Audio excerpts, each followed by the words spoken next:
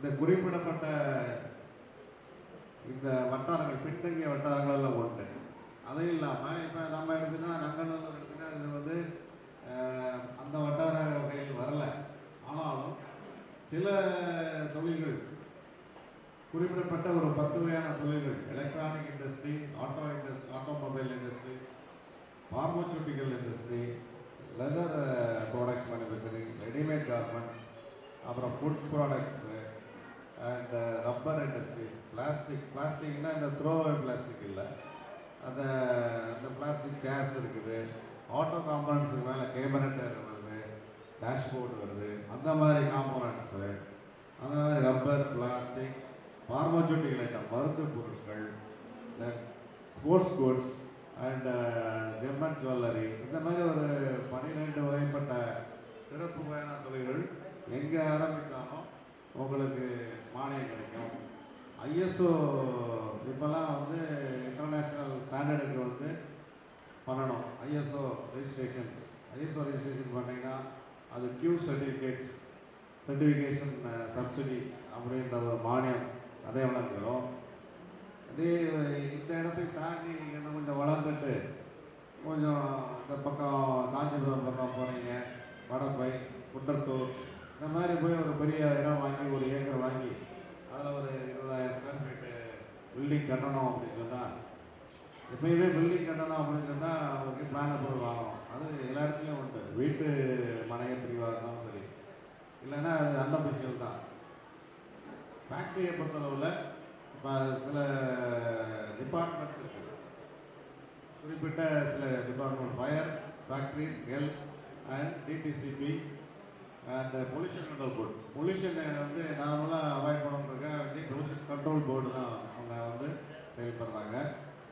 இந்த 5 வகையான இந்த ஸ்டாச்சுவரி டிபார்ட்மெண்ட் சொல்லுவாங்க, அவங்கள்ட்ட அப்ரூவல் வாங்கிட்டு ஃபைனலாக வந்து அந்த டிடிசிபி அவர்கிட்டையும் வாங்கிட்டு அந்த வட்டார அலுவலர்கிட்ட வந்து வாங்கணும். அதுக்கப்புறம் தான் கட்டிடமே கட்டணும்.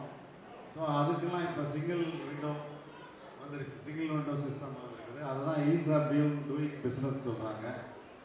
இதெல்லாம் ஒரு பெரிய அளவில் வளர்ந்த பிறகு சிறிய குறு அளவில் சொல்லும்போது நான் இந்த யூஐஜிபி வயதானாலும் பரவாயில்லை, அதுக்கான திட்டங்கள் தான் பிஎம்இஜிபி. இளம வயதினர் பண்ண வேண்டியது யூஐஜிபி. இன்னும் கொஞ்சம் பெரிய அளவில் பண்ணணும்னு நினச்சா அதற்கான திட்டம் தான் நீட்ஸு.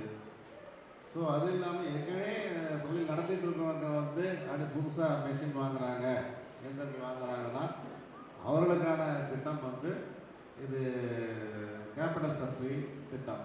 இந்த 3 செக்டர்ஸ் சொன்னாங்க இல்லையா, ஒரு 12 வகைப்பட்ட தொழில்களை வந்து நீங்கள் ஆரம்பிக்கலாம். ஸோ இந்த ஃபுட் ப்ராடக்ட்ஸ் எல்லாமே அதில் வரும். நீங்கள் எங்கே வேணால் ஆரம்பிக்கலாம். அதுக்கான மானியம் வந்து புதுசாக போயிட்டு நீங்கள் ஏற்கனவே ஒரு கரண்ட் அக்கௌண்ட் வச்சுட்டு எனக்கு லோன் கொடுங்கன்னு கேட்டால் மேனேஜர் வந்து செக்யூரிட்டி எடுத்துகிட்டு வாங்க, கொலாட்டல் வாங்க, அப்புறம் வாங்கன்னு வாங்க. இந்த திட்டம் வழியாக போகும்போது 25% மானியம் வந்து அவங்களுக்கு கன்ஃபார்ம்டாக வந்துடுது. வரும்போது வந்து அவங்களுக்கு ரீபேமெண்ட் 25% நீங்கள் கொடுக்கக்கூடிய அந்த மானிய ஒரு விழிப்பு தொகைன்னு சொல்ல மார்ஜின் மணி அது 5% நார்மலாக இந்த திட்டத்தில் அவர்கள் வந்து 25% வரையும் வாங்குவார்கள். ஸோ அவ்வளோ ஒரு 40%, 50% வந்து அவங்களுக்கு முதல்லையே வந்து கன்ஃபார்ம் ஆகிடுது ப்ரீபேமெண்ட். அவ்வளோ போது தைரியமாக வந்து வங்கி வந்து வழங்குவார்கள்.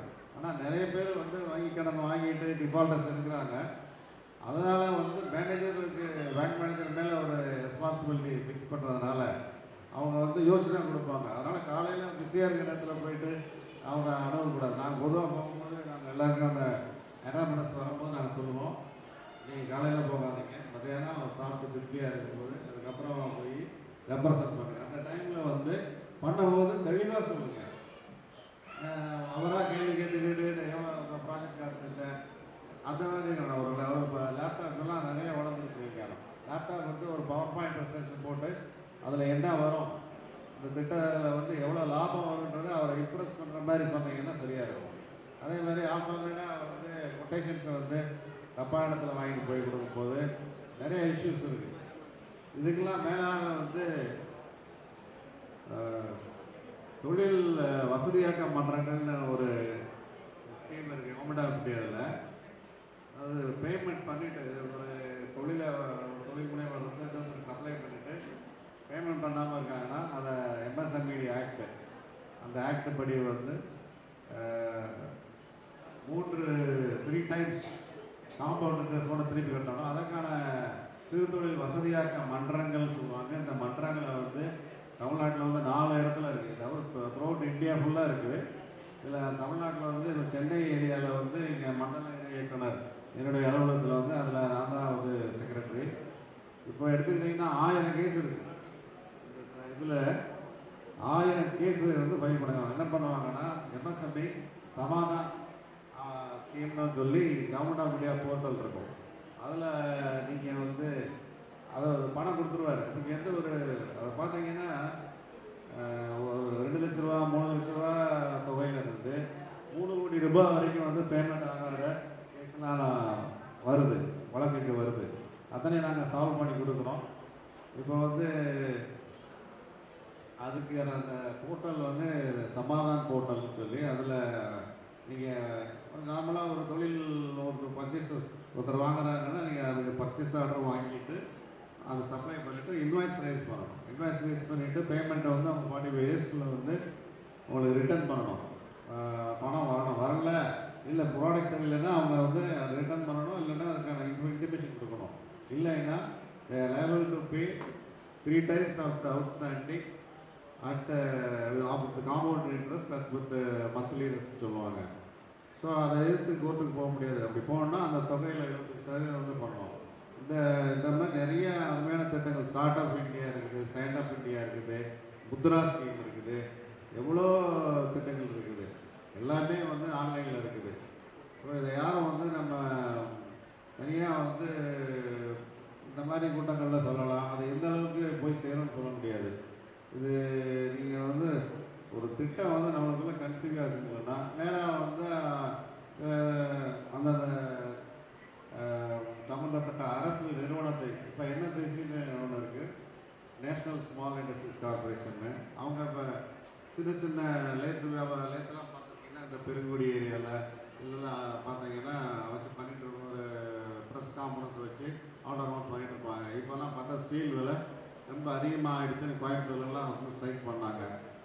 அதை என்ன பண்ணலாம் அப்படின்னு சொன்னால் ஒரு குறிப்பிட்ட ஒரு ஒரு 50 பேர் 20 பேர் சேர்ந்துட்டு இத்தனை டன் இந்த எம்எஸ் ஸ்டீல் வேணும் அப்படின்னு சொன்னால் அது என்எஸ்ஐசி மூலமாக வந்து பர்ச்சேஸ் பண்ணி தரதுக்கு அவங்க செயில் எங்கே உற்பத்தி பண்ணுறாங்களோ Steel Authority of India Limited அங்கேருந்து ஸ்ட்ரெயிட்டாகவே வந்து வாங்கி தருவாங்க.